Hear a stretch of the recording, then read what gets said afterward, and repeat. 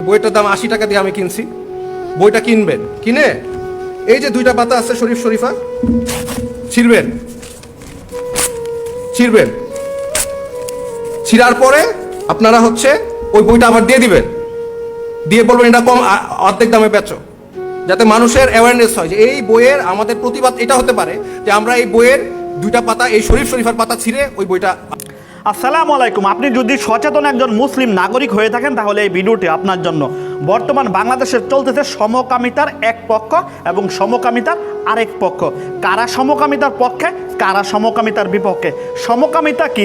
রাসূল সাল্লাল্লাহু আলাইহি সাল্লাম ভবিষ্যৎবাণী করে গিয়েছে যে তার এক শ্রেণীর উম্মত হবে সমকামিতায় লিপ্ত এবং সমকামিতাকে সাপোর্ট করবে।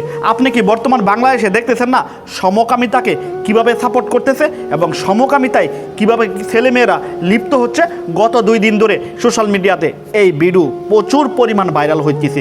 এই পরিমাণ ভাইরাল হইতেছে এটা বলার মতো না। একদম ব্র্যাক শিক্ষক, ব্র্যাক ইউনিভার্সিটির একজন শিক্ষক, উনি সমকামিতার বিপক্ষে কথা বলার কারণে ওনার চাকরি চলে গিয়েছে। যে ক্লাস 7-এর বইয়ের 2টা পাতা ছিঁড়ে সে প্রতিবাদ করেছে শরীফ শরীফা এই বিষয়ে গল্পটার কারণে। এটা কি বুঝাইছে? সমকামিতায় মানুষ কিভাবে লিপ্ত হয়, সমকামিতায় কিভাবে আস্তে আস্তে মানুষ চলে আসে, এই বিষয়ে সে প্রতিবাদ করছে। সে বাহিরের রাষ্ট্রে লেখাপড়া করছে, সেই দেশের কালচার সে দেখছে কিভাবে মানুষ দিনকে দিন সমকামিতায় লিপ্ত হচ্ছে, সে সেটার বিষয়ে প্রতিবাদ করছিল।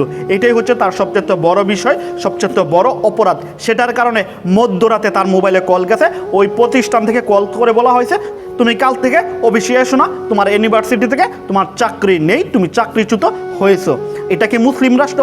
আমরা কি মুসলমান? আমরা কি আদৌ মুসলমান হতে পেরেছি নাকি খ্রিস্টান ইহুদিদের মতো চলতেছি? আমরা তো মনে করতেছি বর্তমান বাংলাদেশ খ্রিস্টান ইহুদিদের মতো আস্তে আস্তে তাদের পরিণত হচ্ছে। কারণ তাদের পরিণত যদি আপনি না হবেন তাহলে আপনি কিভাবে সমকামিতার মতো একটা জিনিসকে আপনি এক করেন?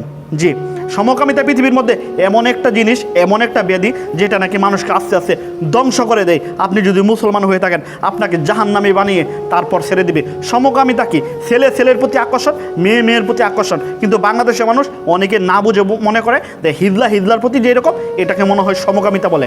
এটাকে সমকামিতা বলে না, বলা হচ্ছে মেয়ে মেয়ের প্রতি আসক্ত, ছেলে ছেলের প্রতি আসক্ত, এটাকে বলা সমকামিতা। এটা যারা একবার লিপ্ত হয় তারা যে কী পরিমাণ গুনার কাজে লিপ্ত হচ্ছে এটা আপনারা কল্পনার বাহিরে। হযরত নূহ আলাইহিস সালামের একবার আমলে আপনারা অবশ্যই হাদিসটা পড়েছেন যে ওই সময় সমকামিতায় লিপ্ত হওয়ার কারণে একটা অঞ্চলকে আল্লাহ মহান রাব্বুল আলামিন মাটির তলে দাবিয়ে দিয়েছিল। ঠিক এইরকম নিয়ে ঘটে যায় আমাদের বাংলাদেশে, সেই বয়ে আছি। কারণ বাংলাদেশে বর্তমান যে পরিমাণ সমকামিতায় মানুষ লিপ্ত হচ্ছে, যে পরিমাণ সমকামিতাকে মানুষ সাপোর্ট করতে যায়, মহান রাব্বুল আলামিনের জানে কবে আমাদের উপর এই গজব জানি নাজিল হয়। ভিডিওটা বেশি বেশি শেয়ার করুন, পেজটা ফলো করুন। আসসালামু আলাইকুম ওয়া রাহমাতুল্লাহি ওয়া বারাকাতুহু।